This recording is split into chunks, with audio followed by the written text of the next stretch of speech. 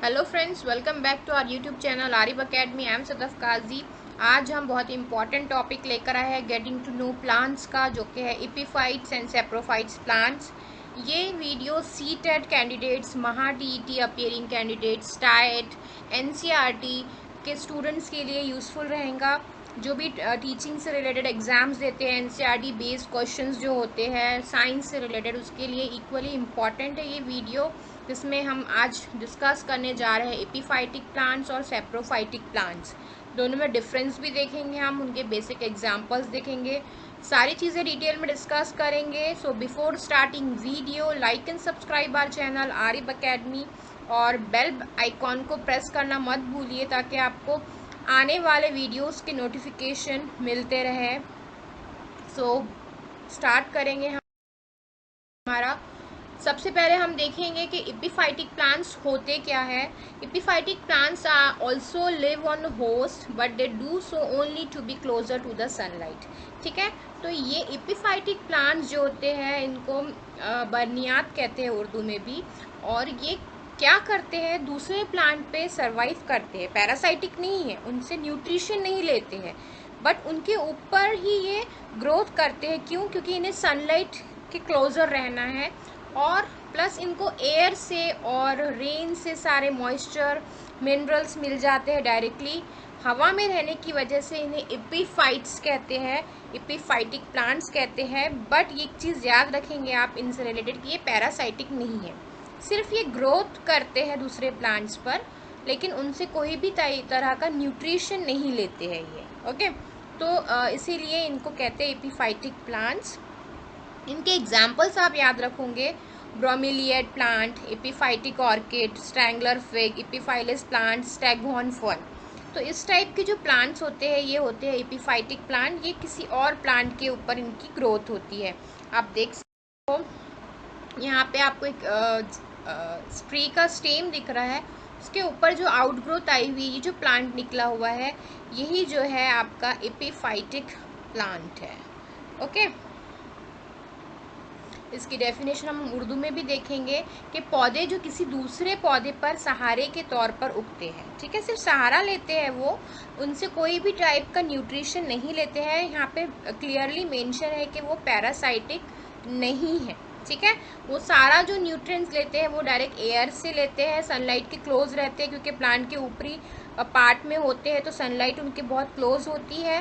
Chlorophyll इनमें present होता है और फोटोसिंथेसिस का ये जो है प्रोसेस ये कर सकते हैं।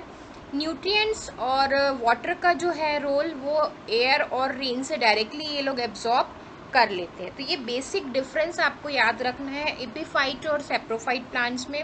उर्दू में इन्हें बर्नियात कहते हैं और इंग्लिश में एपिफाइट्स कहते हैं।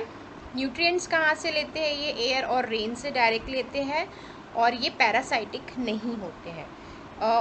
होप है आपको क्लियर हो गया होगा कि एपिफाइटिक प्लांट्स आखिर होते क्या है। पैरासाइट तो बिल्कुल नहीं होते, क्योंकि ये जिस प्लांट पे ग्रो कर रहे हैं उससे कुछ कोई भी इनका न्यूट्रिशन से लेना देना नहीं है, क्योंकि ये they are already having chlorophyll, तो फोटोसिंथेसिस का प्रोसेस ये परफॉर्म कर सकते।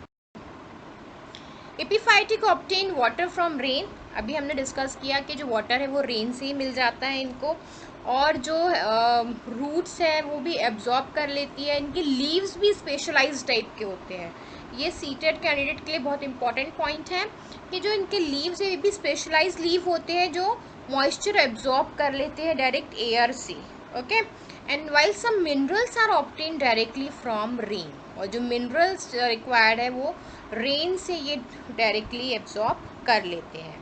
ठीक है, and generally absorb from the debris it collects on the supporting plants. और जो सपोर्टिंग प्लांट्स के ऊपर ये ग्रोथ कर रहे हैं ना, उनके जो आसपास की डेब्रिस होता है, जो भी कलेक्ट होता है मटेरियल, उससे ये अपना जो है न्यूट्रिशन जो है वो पूरा कर लेते हैं।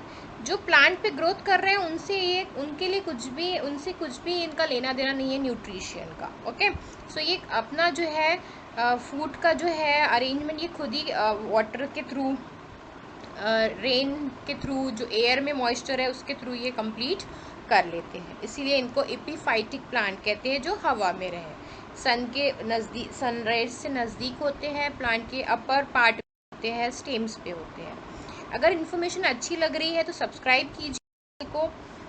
ठीक है, इसी वीडियो में एक सेकंड पार्ट हमने दिया है सैप्रोफाइटिक प्लांट्स, जिसमें डिफरेंस पूछ लेते हैं एग्जाम्स में भी, और क्वेश्चंस मल्टीपल चॉइस क्वेश्चंस भी बन जाते हैं कि सैप्रोफाइटिक 4 प्लांट्स आपको दे देंगे, एक ऑड मैन आउट आपको एपिफाइट दे देंगे, या 4 एपिफाइटिक प्लांट्स दे देंगे और एक odd man out saprophytic plant दे देंगे, है ना। तो दोनों का आपको मेन डिफरेंस पता होना चाहिए। सैप्रोफाइटिक प्लांट्स जो है ये dead and decaying organic matter पे सर्वाइव करते हैं, जिसके कंपेयर में एपिफाइटिक प्लांट्स जो थे वो लिविंग ट्री पे, लिविंग जो भी उनकी स्टेम है उस पे सर्वाइव कर रहे थे, उनसे न्यूट्रिशन नहीं ले रहे थे, उनके ऊपर सिर्फ सनलाइट को लेने के लिए ये ग्रोथ कर रहे थे। कौन? Epiphytic plants. But saprophytic plant जो है कम्प्लीटली डेड और डीकेइंग ऑर्गेनिक मैटर पे इनका सर्वाइवल पॉसिबल होता है। ये अपने डाइजेस्टिव जूसेस रिलीज करते हैं उस डेड मैटर में, और वो जूसेस कन्वर्ट करते हैं लिक्विड फॉर्म में, और फिर उसको एब्जॉर्ब करके वो वहाँ पे उनका जो है ग्रोथ होती है। यहाँ पे आप देख रहे हो मशरूम हो गया, आपकी डिफरेंट टाइप की मशरूम्स दिख रही है आपको, है ना। ये एग्जाम्पल्स आपको याद रखना है फ्रेंड्स, इम्पॉर्टेंट होते हैं एग्जाम के पॉइंट ऑफ व्यू से।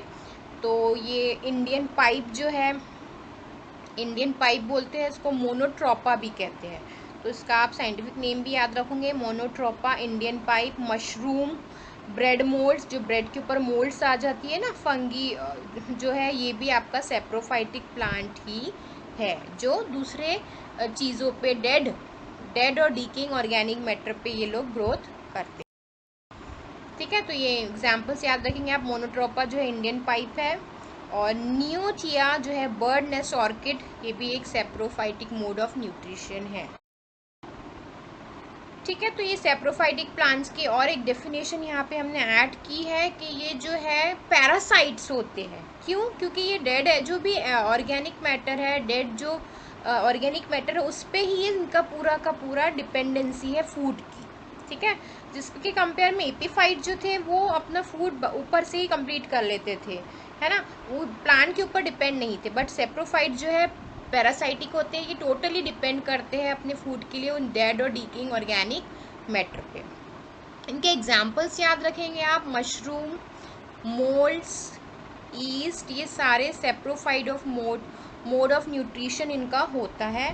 ठीक है, और ये जो है कलरलेस होते हैं, इनमें ग्रीन कलर बिल्कुल नहीं होता, नहीं बिल्कुल नहीं के बराबर ही समझ लीजिए, कलरलेस प्लांट्स होते हैं ये, क्योंकि ये फोटोसिंथेसिस का प्रोसेस इसमें नहीं हो पाता है, क्लोरोफिल एब्सेंट होता है और ये फोटोसिंथेसिस नहीं कर पाते, इसीलिए dead animal, dead plants, dead organic matter पे डिपेंड करते हैं अपने मोड ऑफ न्यूट्रिशन के लिए। ओके, और वहाँ क्या प्रोसेस करते हैं, ये अपना डाइजेस्टिव जूस सिक्रीट करते हैं और डेड और डेकिंग मैटर में, और उसको कन्वर्ट करते हैं सॉल्यूशन में, और वही उनका जो है न्यूट्रिएंट्स वहाँ से वो एब्जॉर्ब कर लेते हैं। ठीक है, तो ये कैसे कर लेते हैं अपना मोड ऑफ न्यूट्रिशन, ये भी आप स्टेटमेंट याद रखोगे कि वो डाइजेस्टिव जूस सिक्रीट करते हैं, कन्वर्ट करते हैं सोल्यूशन में, और फिर वो न्यूट्रिएंट्स को वो एब्जॉर्ब करते हैं उनमें से।